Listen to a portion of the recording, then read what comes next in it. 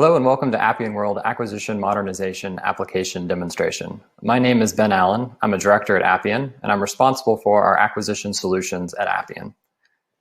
Today's demonstration is going to concentrate on showing acquisition functionality built on the Appian platform. But before I show the demonstration, I'd like to talk through a couple things. First, why Appian for acquisition? And then second, talk about some of the applications that have been built on the Appian platform to address acquisition scenarios. And then finally, at the end, I'd like to wrap up talking about the requirements management solution. It's a new solution we're building at Appian. It'll be available to our government customers later in 2020. So first, Appian for acquisition. Why Appian for acquisition? I think it's important to first look at acquisition and some of the attributes of acquisition and why it's such a great fit for Appian. So acquisition at its heart is very process focused. In the government, you have roughly 2,000 pages of regulations devoted just to the acquisition process. And then if you're in the Department of Defense, you have another 1,500 pages devoted to their process. So at its core, it's very regulated. It has a regimented process from the requirement to the solicitation, to the award, to the modification. And then all throughout that process, you have a number of different process participants, from the program management office or the customer that has the requirement, to contracting that's going to take that requirement and create solicitations and awards, to then the vendor fulfilling that requirement. And that's just at the very basic level. Beyond that, you probably have legal and policy, small business, maybe IT, all weighing in on the process throughout the life cycle of an acquisition. And during this process, you're also creating a lot of data. And that data can either be structured data, period of performance information, important dates, line item information, finance information, or unstructured data in the form of documents, statement of works, PWSs, quality assurance statements. All of these documents and all this data need to be collected together and part of the entire acquisition process and shared with the individuals that are part of it. And then you also have the need to integrate. So no acquisition system stands on its own. You must share the information between different systems such as finance, disbursements, receiving, and the vendor community. So when you look at all of these different attributes of acquisition, the Appian platform is a really natural fit because we have functionality that addresses each one of those. So what we've done is we've built that Appian solution for acquisition right on top of the Appian platform, and that enables us to use the inherent features of Appian to address these areas. So for example, first, process. The process for acquisition can be modeled directly in Appian's process designer. So you see it visually, you can update it, you can make changes to it. It's very flexible. So as those regulations and policies and best practices change, you can go directly into the Appian process model and update your processes. So our solution is now as agile as your contracting shop or your acquisition process needs to be. Additionally, records. So records are the core foundation in Appian and a core foundation in acquisition because these records are your requirements, your solicitations, your awards, your modifications, but they're also your program office, your customer, your vendors, your indefinite delivery vehicles, your KO's warrants, their trainings and certification. All of these different things that you manage as part of the acquisition process can be represented in Appian as records. And they're all related to one another, and they can all link to one another. And then they can all have security individually applied based on the different users. And that uses Appian's robust groups and security framework. So you can have your customer in the system, contracting's in the system, legal, policy, audit, vendors can all be in the system. And they all have a different view into the system. They all have different requirements in terms of what data they see and what functionality is available to them. And the Appian platform enables you to give them that view, secure that data to the different personas so they see what they should see, when they should see it, and nothing more. And then above and beyond that, there are a lot of new features that we've rolled out into the platform that are really exciting for acquisition, such as the new integrations functionality, the new connected system functionality that lets you integrate with systems that are already in your enterprise very easily and bring them into the process, maybe a SharePoint integration or an Office 365 or a Google Suite integration. So you can begin sharing data as part of your Appian process with these other systems in your environment. And then there's intelligent automation and artificial intelligence that we can now bring into the acquisition process. And we're just starting to see some of those capabilities and some of the great enhancements that can bring to the acquisition community. So for example, artificial intelligence can be helped with automatic document filing or recommendations about acquisition paths. And robotic process automation, another new feature, can be used to automate some of those mundane, routine tasks that your contracting staff spend a lot of time on, freeing up their time to spend more of their time on value-added tasks. It can also help you integrate with some of those legacy systems that maybe don't have an API or don't have a web service or are difficult to integrate with because it's difficult to have them stand up an endpoint that you can integrate with. Now you can use RPA to have the robotic process automation integrate with those applications, either push data to those systems or pull data back into those systems and surface all of that data in the acquisition platform. So that's why acquisition is such a natural fit for the platform. And that's why we've seen so many customers over the last 10 to 15 years build applications on Appian. So let's take a look at some of those applications. So what this graphic represents is different applications throughout the acquisition lifecycle that either Appian has built acquisition solutions for, our partners have, or our customers have. And what I want you to take away from this is there's a lot of breadth. There are a lot of different applications and different solutions because the end-to-end acquisition solution, it's not just contract writing. It's managing that requirement up front. It's budgeting for it. It's planning for it. It's getting your purchase request data right. It's then in the solicitation, having Q&A with your vendors and managing those vendor communications. It's bringing in legal and policy. At the award phase, sometimes it's managing disputes or protests. And then afterwards, it's managing the modifications, your ceilings on indefinite delivery vehicles, managing the closeout process, and maybe even the project itself and the execution of that project. All of these things can be modeled within Appian. And what we've seen is we've seen customers who have either tackled a small part of the acquisition process and they've built that small piece on Appian and they've integrated it back into their existing legacy framework. For some of those customers, they're not ready to replace everything. It's not a rip and replace the entire process. It's help solve individual pains for your acquisition community, integrate it with your legacy environment, and then grow out from there. Or if you want to, you can go ahead and you can integrate all of it. You could start with contract writing, you could bring in requirements, you could have closeout, you could have all of it within the Appian solution when you're ready to replace those pieces of the functionality. So with that, we've taken a look at some of the solutions that we've built previously. Now I want to go ahead and get into the demonstration and show you some of the functionality and what it looks like in Appian. And when I'm showing it to you, because this is a fairly short session, I'm just going to show you a piece of the acquisition process, let you get a flavor of how acquisition process flows look within Appian, how the data looks, how the user interacts with it. And then later on, we can always schedule additional demonstrations with your organization, and we can talk specifically about maybe your process and how it would integrate in your world. So let me go ahead and start the demonstration.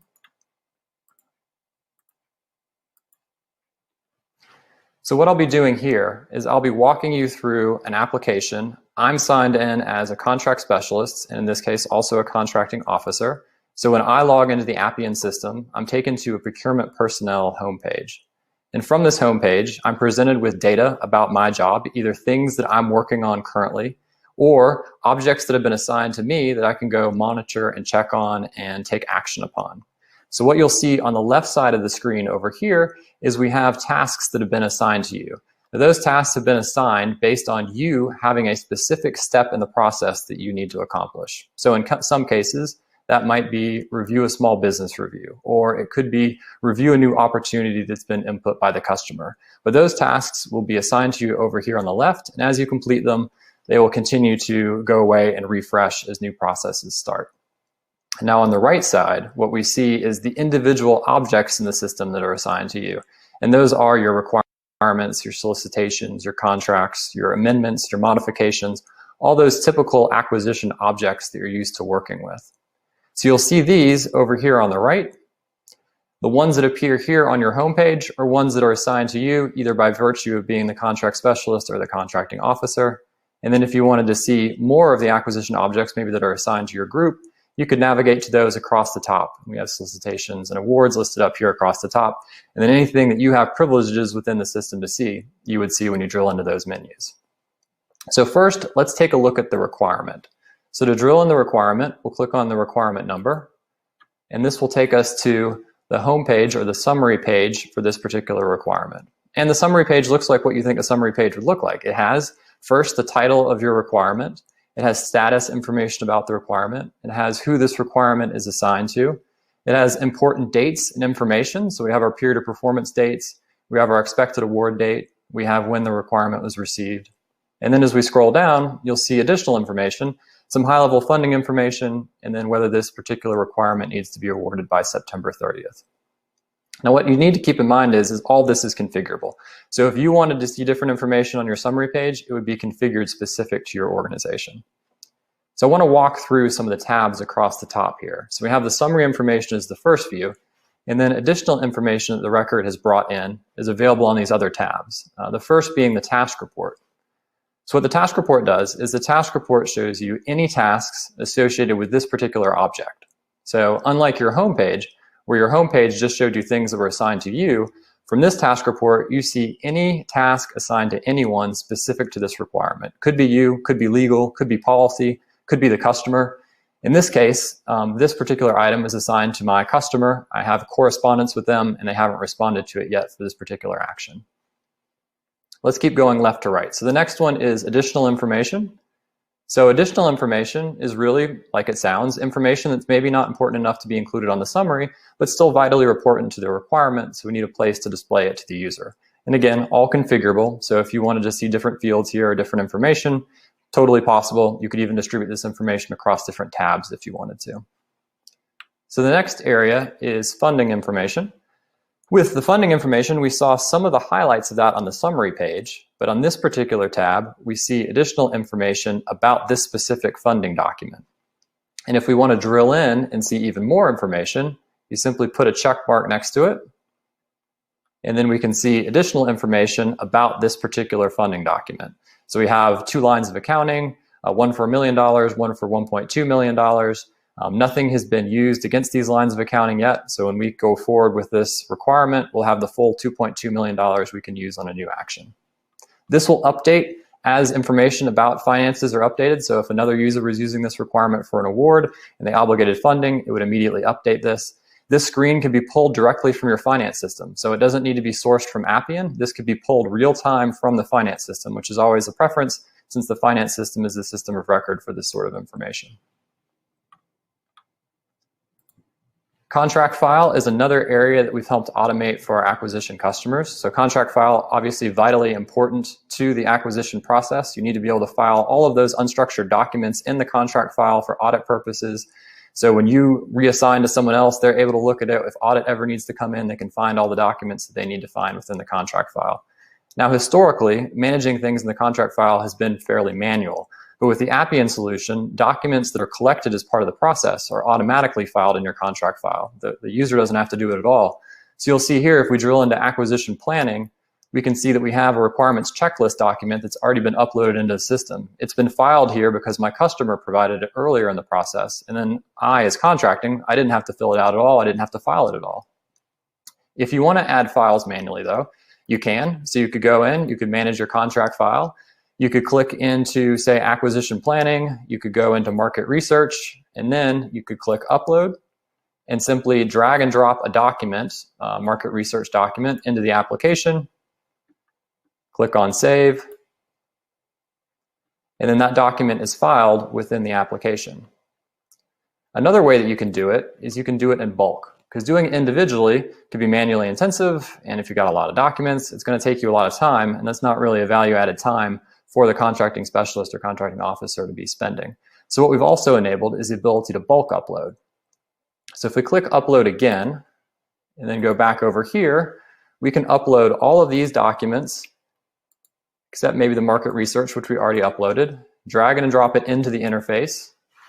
The system uploads all of the documents, and now instead of individually me saying where they should be filed, when I click save, the system behind the scenes is going to examine each of the documents and determine where they should be filed in the contract file.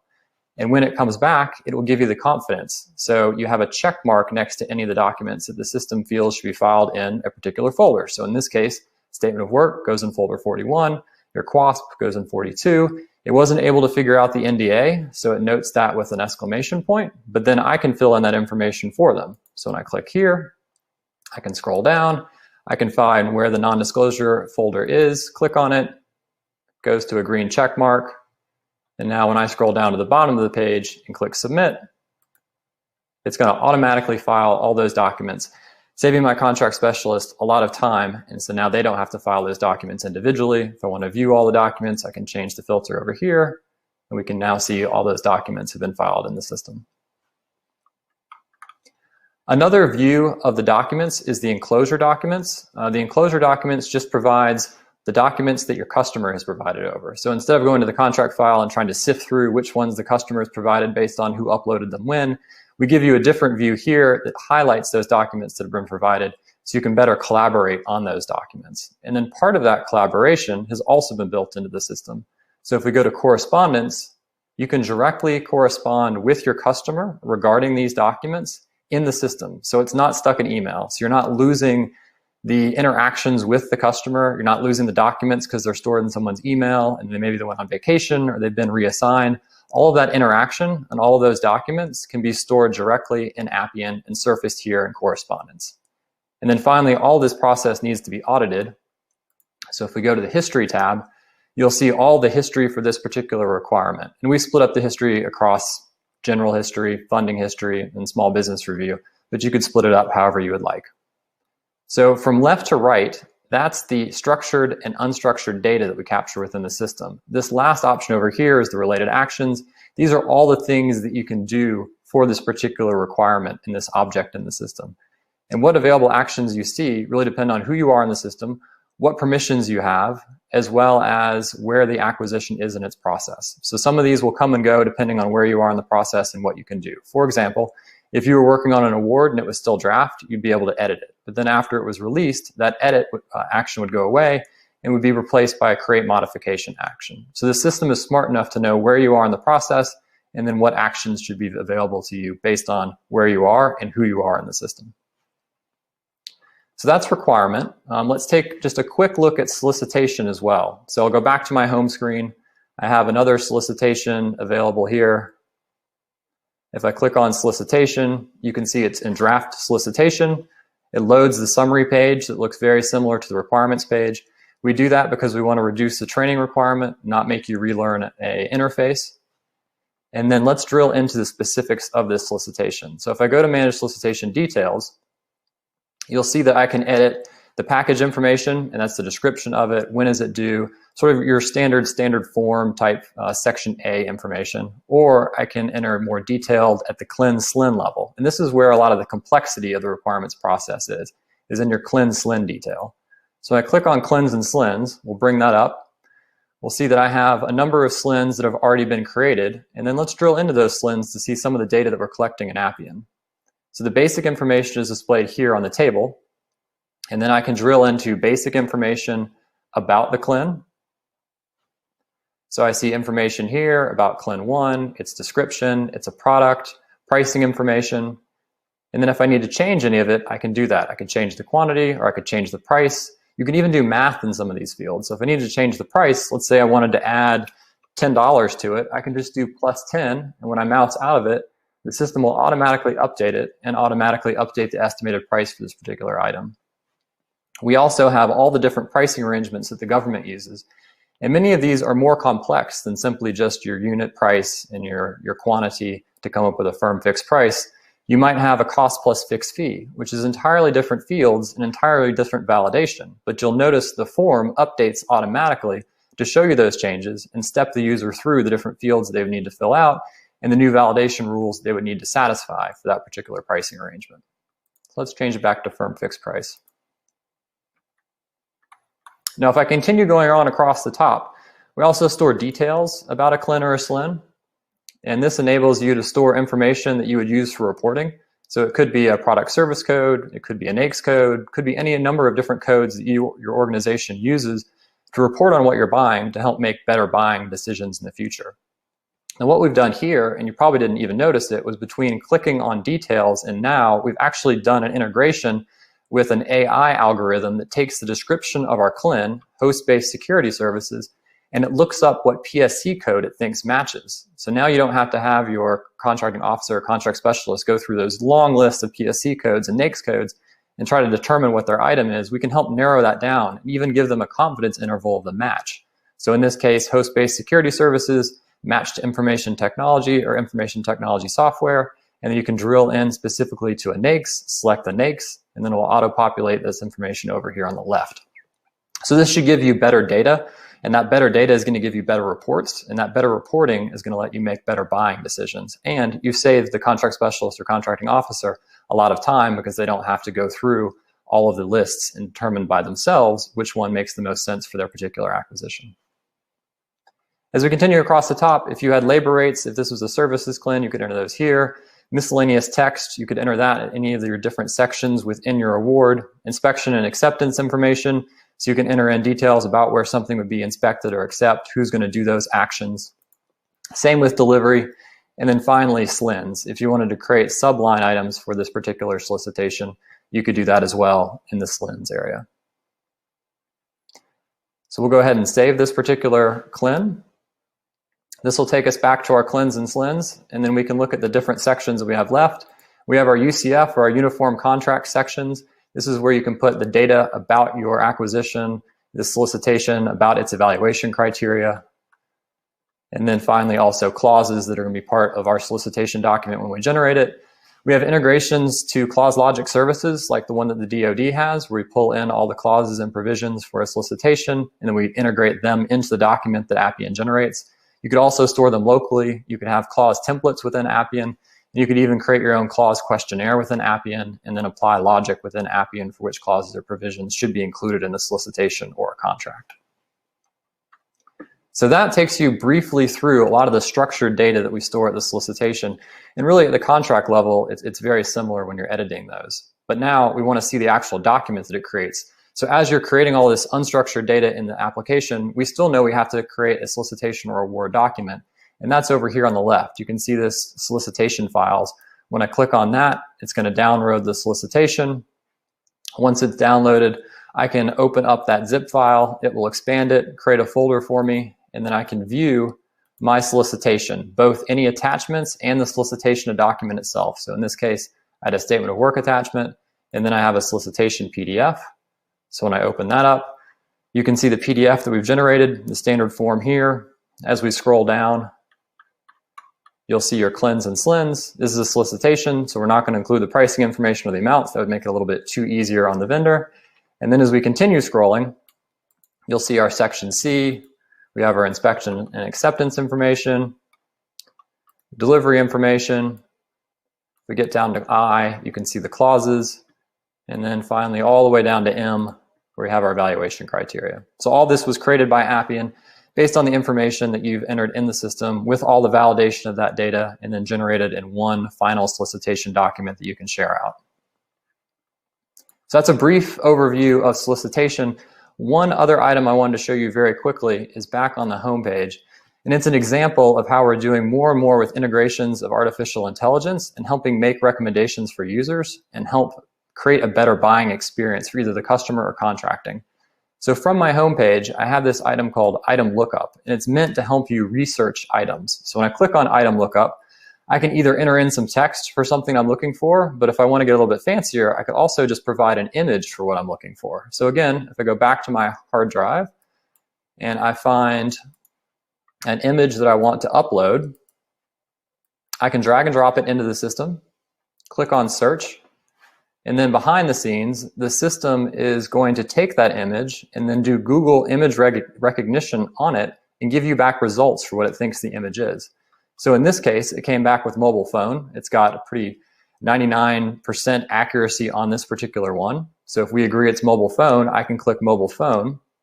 And then between me clicking mobile phone and the next screen loading, it's hit another AI algorithm that says based on a description of something, in this case mobile phone, what product service code should it match and what NAICS code is it part of? So in this case, I have some more results here. It says that that particular image of my mobile phone is probably telephone and telegraph equipment. And when I click on that, now the system is going to look for all requirements or solicitations and awards in the system that match that particular item and that particular classification code. So if I'm researching mobile phones, I can very quickly see what other requirements are in the system for mobile phones. If I have the appropriate permissions, I could even click into it. So in this case, I have this requirement dashboard here where they bought telephone equipment. I could click into that requirements record.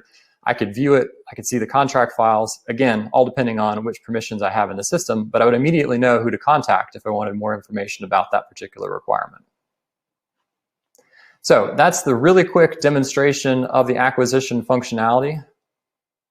I hope it gives you a good understanding of how these process flows and how that structured data and unstructured data can be shown in Appian, the relationship between the data, how we display it, how the user interacts with it, how you edit it, how you're able to take unstructured data and create documents, auto-file them within the contract file, and how we've created an easier and simpler acquisition process for the users with recommendations along the way. So what I'd like to wrap up on is talking about the Appian Requirements Management solution. So this is a new solution that we're building inside of Appian. It's a use case that we've seen our customers create in Appian for probably the past 10 or 15 years. There have been numerous customers who've used Appian to manage this process. So we've learned a lot along the way about the process. And now we're going to build a solution on our platform, on the latest release, using the latest functionality for our government customers. And what it's meant to do is it's meant to simplify that requirements management process for both the customer and contracting. So on the customer side, the requirements management process can be very confusing. I mean, there's 2,000 pages of regulation. A customer isn't going to know all the regulations, but yet they're expected to provide a lot of the data and a lot of the documents. So what we've created is a solution that's going to help step them through that. It's going to provide them the right fields, the right validation, the right documents, the right templates. It's going to auto-populate documents for them along the way, provide checklists and milestone plans so they know exactly where they are in the process, when they need to create things, and where other people in the process need to collaborate and review and weigh in and possibly create their own documentation as well. On the contracting side, what we're doing is we're going to increase the collaboration between the customer and contracting. Make sure you're tied into the process earlier. Make sure that you can have opinions on things like contract types and acquisition processes and the documents that they're creating, the type of data that they need to include in those documents. So by the time you get the requirement, it's more actionable and you're able to take that requirement and have a better acquisition outcome more quickly. So we're building it right now. It's meant to be quickly deployed, quickly configured for organizations. It's going to be ready in Q3 of 2020, and we're really excited about the stuff we're building. Finally, I just want to summarize real quickly. Hopefully you've gotten a great idea of what you can build in acquisition on Appian, how the Appian's platform provides a lot of powerful features to enable the acquisition process flow end to end. It's not just contract writing, or it's not just requirements management. It can be the entire acquisition vision supported by the platform underneath it. We want you to keep your eye out for additional announcements about our requirements management solutions. You'll hear more as we get closer to the launch date. And then I also want to encourage you to contact us if you saw anything today, you want to see in more detail, you want to discuss your acquisition process, and we're very happy to set up those meetings and have those discussions with you. So thank you for joining the session today.